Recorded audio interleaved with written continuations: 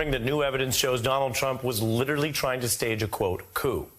This is evidence that's emerged as Donald Trump's DOJ had a pressure campaign inside to try to actually overrule state election results. That goes farther than we knew. Emails surfacing showing that a top DOJ official who'd replaced Bill Barr was basically rebuffing and rejecting the inside job from a colleague's attempt to do Trump's bidding on Georgia.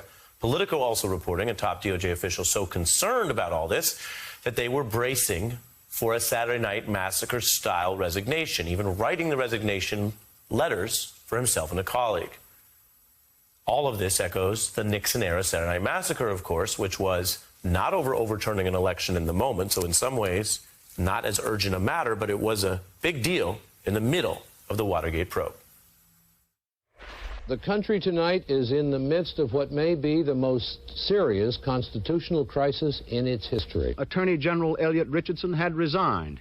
Deputy Attorney General Ruckelshaus, his successor, was ordered to fire Archibald Cox. He refused, so the president fired him. The president has abolished Special Watergate Prosecutor Cox's office and duties. Mr. Nixon is not accustomed to having people around him who will not do what they're told.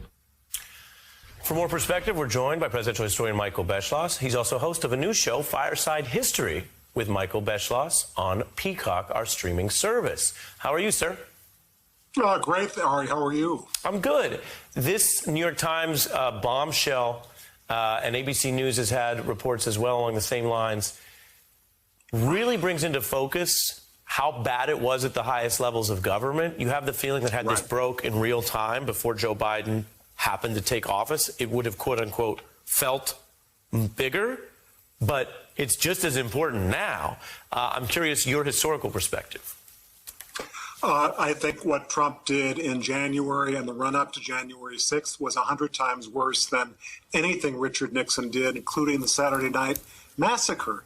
That, as you know, was a case where Nixon fired the special prosecutor, Archibald Cox, sent law enforcement to impound Cox's files, closed down the office of the special prosecutor, which is pretty scary at the time, but there was big outrage from Congress and Americans. Within a couple of days, Nixon realized he had done the wrong thing.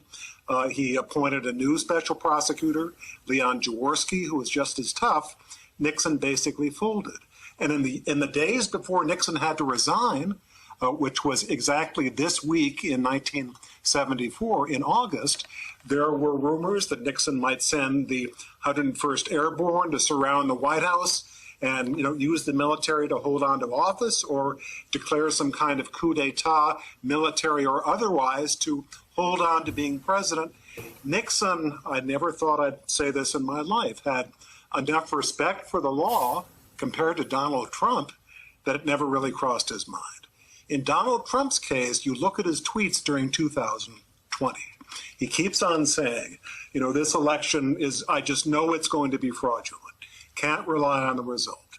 Then in December and January, he's saying, there will be a big event in Washington on the 6th of January. It will be wild, quote unquote, be there. Then he gives that speech on the ellipse that morning of the 6th of January and says to people, I'm going to march with you, or at least you should march this crowd up to the Capitol, inviting them to attack the Capitol and Congress, just as those votes are being counted. The vice president's there, inviting them to commit an attack that we know now could have ended with an assassination of Mike Pence and Nancy Pelosi, could have ended up with a hostage crisis that it could have lasted for weeks. They might have burned those ballots in those mahogany boxes. Just because those things did not happen doesn't mean the crime was not heinous. All very, very important. I mentioned earlier in the broadcast, Professor Haston, a law professor, has this piece. I want to read the headline here. It's pretty crisp.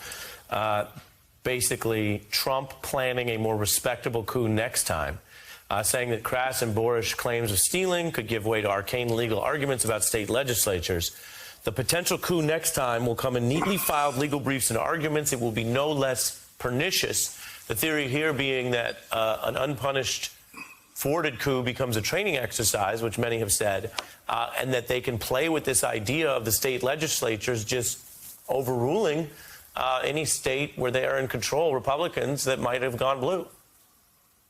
Ari, we are living right now, hour by hour, through a rolling coup d'etat against the voting system and the election system that is so sacred to our democracy, that was given us by the founders and those who supported them. An effort to give secretaries of state in various cases, partisan legislatures, the ability to say, you know, the Democrat didn't win the election in this state, even though the votes seem to suggest that he or she did. In fact, we're going to overturn the election because it was fraudulent. This is the game that Donald Trump has been playing since before he became president.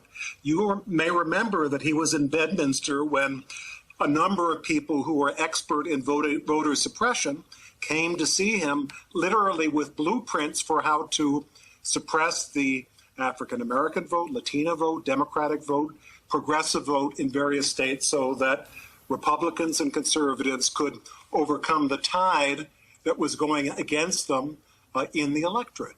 And this is not, you know, you were talking about 2024, Ari.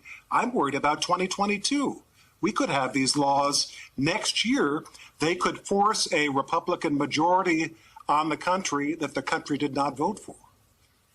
All important, and the historical context is key. And as you said, in your view as an independent historian, 100 times worse than Watergate. I hope people are listening. Yes.